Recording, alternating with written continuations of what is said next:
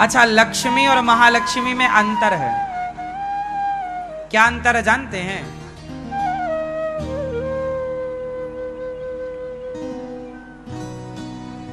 लक्ष्मी होती हैं दो हाथों वाली, जिनके दो हाथ हैं। जब भगवान नारायण चतुर्भुज रूप में हो, जहां भी भगवान नारायण का मंदिर होता है, उस मंदिर में यदि भगवान नारायण चतुर्भुज हैं तो लक्ष्मी दो भुजी होती है। समझ में आई?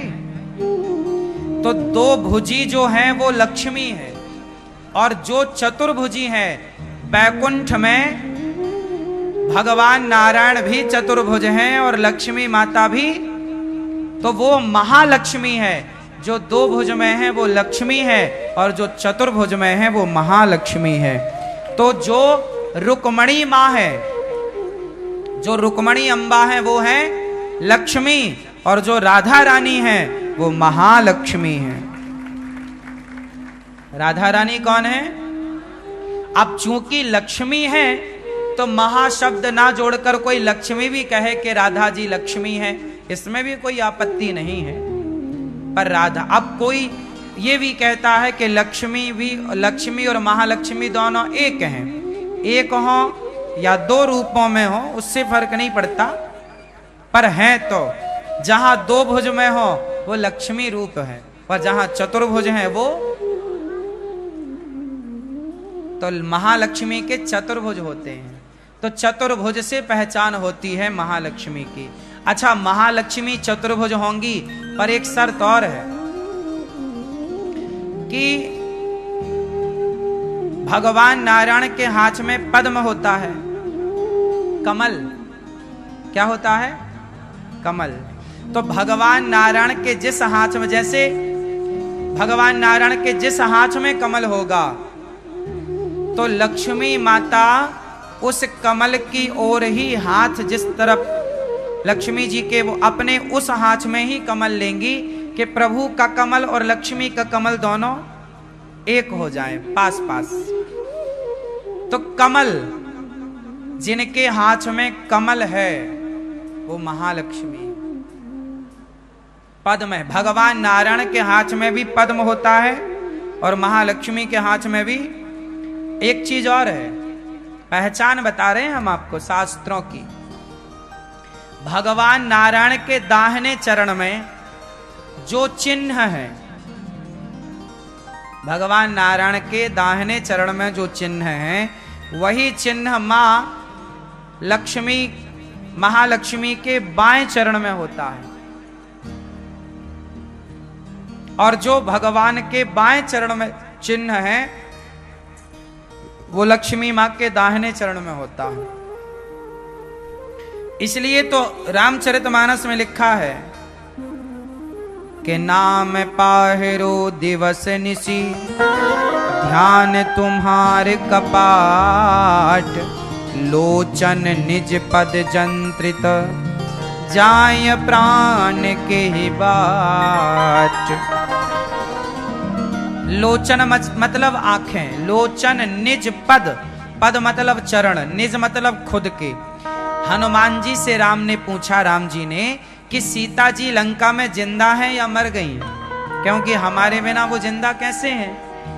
तो हनुमान जी ने बताया कि नाम पाहिरो दिवस निसी, दिवस निसी मतलब दिन रात, नाम पाहिरो मतलब आपका नाम वो दिन रात जपती हैं, और ध्यान तुम्हार कपाट, आपका ध्यान दरवाजे की तरह बंद है, और लोचन मतलब आंखें, निज मतलब खुद के, पद मतलब चरण में, जंत्रित मतलब आंखें सीता मैया अपना पांव देखती हैं। अपना पांव क्यों? क्योंकि सीता मैया के दाहिने पांव में जो चरण चिन्ह है। अच्छा, भगवान के चरणों में चिन्ह क्या क्या है पता है आपको? भगवान के चरणों में चिन्ह होता है। भगवान के चरणों में ध्वजा का चिन्ह होता है, ध्वज होता है, शंख होता है, चक्र होता है, मत्स्य भगवान होते हैं। भगवान के चरणों में चिन्ह जो है वो 8 चिन्ह एक पांव में, 8 चिन्ह एक पांव में, 16 चिन्ह। तो सीता मैया अपना पांव देखती हैं, क्योंकि उनके दाहिने पांव को जब वो देखेंगी तो प्रभु के बाएं पांव का स्मरण होगा। इसलिए सीता मैया अपने चरणों को देख रही हैं, क्योंकि अपने चरणों से प्रभु के चरणों का स्मरण। तो जो लक्ष्मी, कुल मिला के यदि और बात कह दी जाए तो जो लक्ष्मी और नारायण है, जो सीता और राम है, जो राधे और श्याम है, ये 2 तत्व नहीं, एक ही तत्व है। गिरा अर्थ जल बीच सम, कहियत भिन्न न भिन्न। इन्हें 2 नहीं मानना चाहिए, पर फिर भी व्यवहार में तो 2 हैं, क्योंकि 2 के बिना लीला नहीं होगी। भाई लीला की दृष्टि से तो 2 है, राधा और कृष्ण 2 है लीला की दृष्टि से, पर तत्व की दृष्टि से देखेंगे तो जो राधा है वही कृष्ण है, जो कृष्ण है वही राधा। लीला की दृष्टि से तो भेद हो सकता है, पर तत्व की दृष्टि से देखा जाए गहराई से तो दोनों एक हैं। सीता और राम दिखने में 2 हैं, पर एक हैं। तो राधा जी कौन है और रुक्मणी जी कौन है? रुक्मणी जी हैं लक्ष्मी और राधा रानी है महालक्ष्मी। फिर सत्यभामा कौन है? सत्यभामा कौन है? पृथ्वी।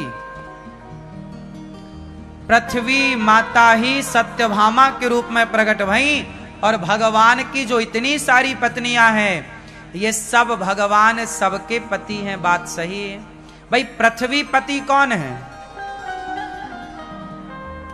लक्ष्मी पति कौन है? महालक्ष्मी पति कौन है? तो सबका अब जब भगवान आए तो सब आई, तो सबसे ब्याह हुआ। अब जैसे बैकुंठ में एक नदी है, आपको पता है बैकुंठ में भी एक नदी है, क्या नाम है उसका? विरजा नदी। वह विरजा ही यमुना मैया है। विरजा मैया के विरजा ही यमुना बनकर आई, और यमुना मैया भगवान कृष्ण की चौथी पत्नी है। भगवान कृष्ण की चौथी पत्नी कौन है? यमुना मैया। टोटल 16,108 हैं, जिसमें 8 प्रधान हैं। तो पहली है रुक्मणी जी, दूसरी है जाम्बवती, तीसरी है सत्यभामा और चौथी है यमुना।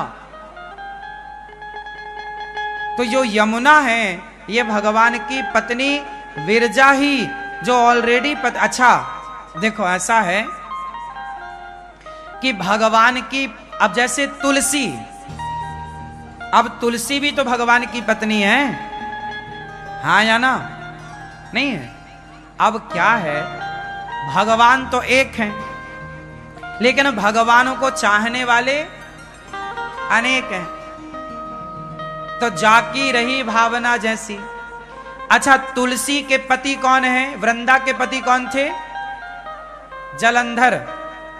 जालंधर जो है ये वृंदा के पति हैं।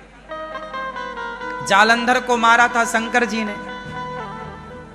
आज भी जालंधर शहर जो पंजाब में है वो जालंधर के नाम से ही जालंधर शहर है, वहां से ही वहां वृंदा वहीं थी। वृंदा इतनी बड़ी पतिव्रता थी कि वो मरता ही नहीं था जालंधर। तब भगवान नारायण ने तुलसी माता के पास आए जालंधर का रूप बनाकर। वहां शंकर जी की लड़ाई चल रही थी जालंधर से, युद्ध, और यहां भगवान आए और जालंधर बन करके।